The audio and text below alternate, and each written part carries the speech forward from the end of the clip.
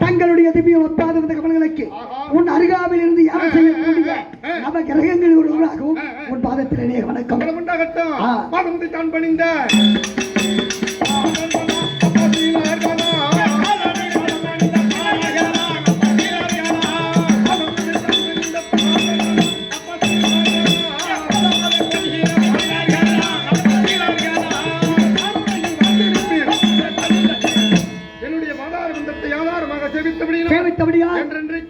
என்னுடன் சேர்ந்து நீண்ட நாள் சந்தோஷமாக உன் சித்தம் என் பாக்கியம்.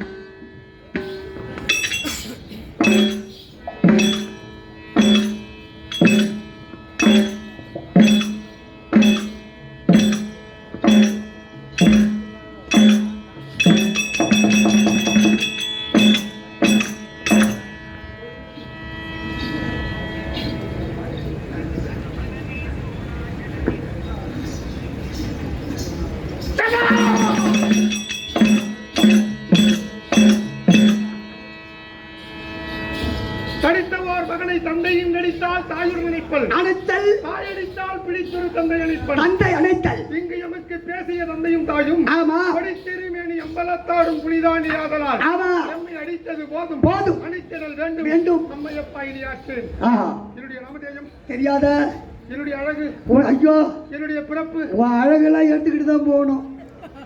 உன் அழகு ஆனபடியினால் பிறப்பு இப்பேற்பட்ட அத்தனை சிவராசிகளுக்கும் உயிர் வாழ்வதற்கு காரணகர்த்தாவாக வெளிவரக்கூடிய ஒரு நொடி பொழுது கூட ஓயாமல் வளர்ந்து கொண்டிருக்கின்ற அப்பேற்பட்ட அந்த சூரிய வாரத்தின்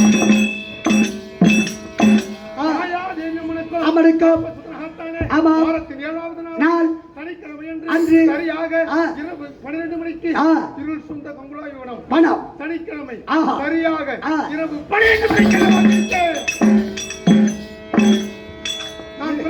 மகத்துவம் என்ன தெரியுமா? என்ன சுவாமி? இன்றைய வரைக்கும் ஏற்பட்ட இந்த புலமாகட்டும் ஆகட்டும் ஏற்பட்ட அந்த தேவலமாகட்டும் ஆகட்டும் எந்த ஒரு குழந்தையும் சனிக்கிழமை என்று சரியாக இரவு 12 மணிக்கு எந்த ஒரு குழந்தையும் பிறக்கவே பிறக்காது. அப்படி பிறந்து விட்டால் அப்படியே பிறந்தாலும் சரியே அந்த குழந்தை அது இருக்காது. அப்படியே இருந்து விட்டால் அந்த குழந்தை இருந்தாலும் சரியே அந்த குழந்தையை இன்னெடுத்த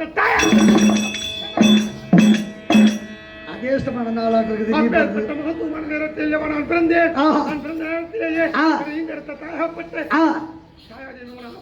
பட்டவள் என்னுடைய அழகை பார்த்து பெற்று போட்ட இருள் சுந்தரங்குளம் விவனத்திலேயே விட்டு சென்று விட்டால் தாயகப்பட்டவள். ஐயோ ஐயோ ஐயோ தாய் முகத்தை கூட கண்டதே கிடையாது. இல்லை பசுவோடு வாழ்ந்து கொண்டிருந்தேன்.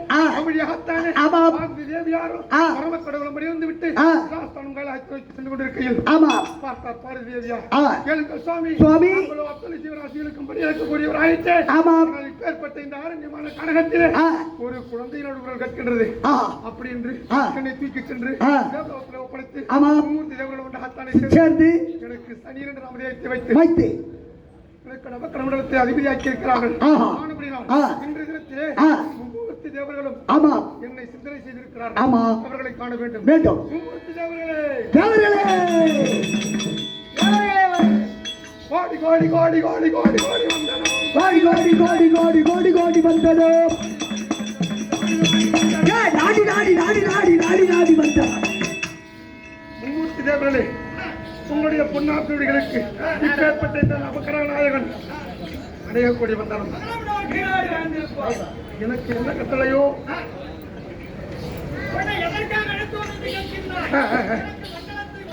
உண்மைதான் உண்மைதான்.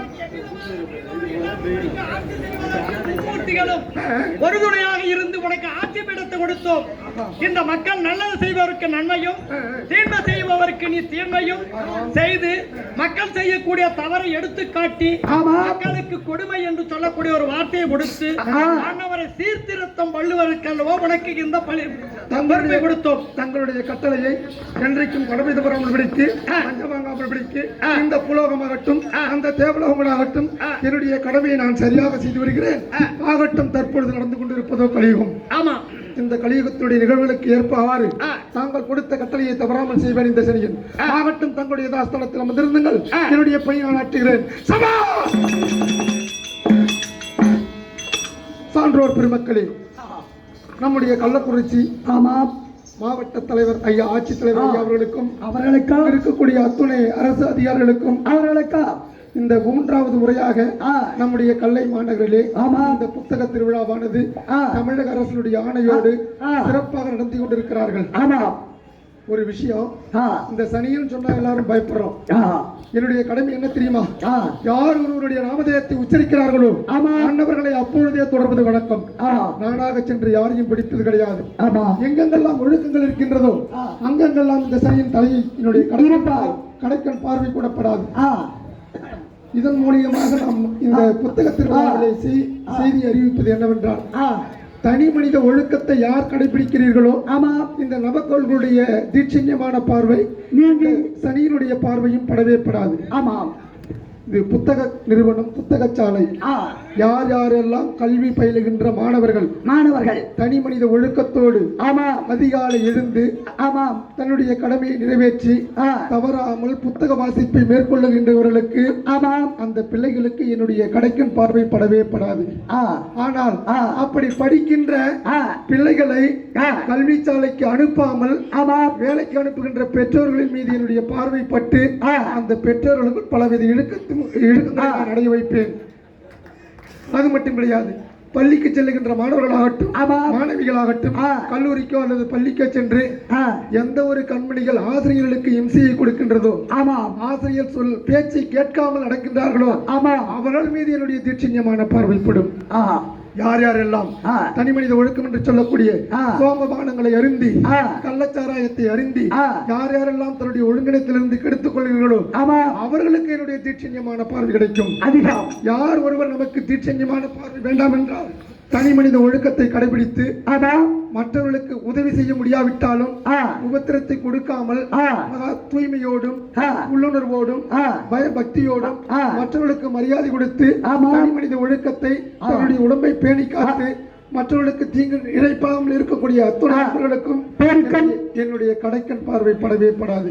இப்படியெல்லாம் அன்றைக்கு மும்மூர்த்தி தேவர்களும் கொடுத்த சட்டத்தையும் பட்டத்தையும் கையிலே வைத்துக் கொண்டு கடமை தவறாமல் படிக்கு வாங்காமல் படிக்கு நவக்கிரக மண்டலத்தில் நாங்கள் ஆட்சி செய்து வருகிறோம். அப்படி இருக்க இந்த நிகழ்வானது, இந்த புத்தக திருவிழாவானது யார் யாரெல்லாம் இதில் பங்கு பெற்றார்களோ யார் யாரெல்லாம் இங்கு புத்தகம் வாங்கி பயில போகிறார்களோ எத்துணை அரசு அதிகாரிகளுக்கும் நம்முடைய மாவட்ட ஆட்சியருக்கும் நம்முடைய கல்லை மாநகருக்கும் இந்த சனி பகவானுடைய தீட்சண்யமான பார்வை கண்டிப்பாக படவே படாது என்று சத்தியம் கூறி இந்த நிகழ்வில் எங்களுக்கு வாய்ப்பு கொடுத்த மாவட்ட ஆட்சியருக்கும் அரசு அதிகாரிகளுக்கும் எனக்கு உறுதுணையாக இருக்கக்கூடிய அத்துணை கண்மணிகளுக்கும் நல்ல உள்ளங்களுக்கும் நன்றி கூறி குறித்த நேரத்தில் முடிப்பதற்கு வாய்ப்பளித்த அத்தனை பேருக்கும் நன்றி கூறி விடைபெறுகிறோம்.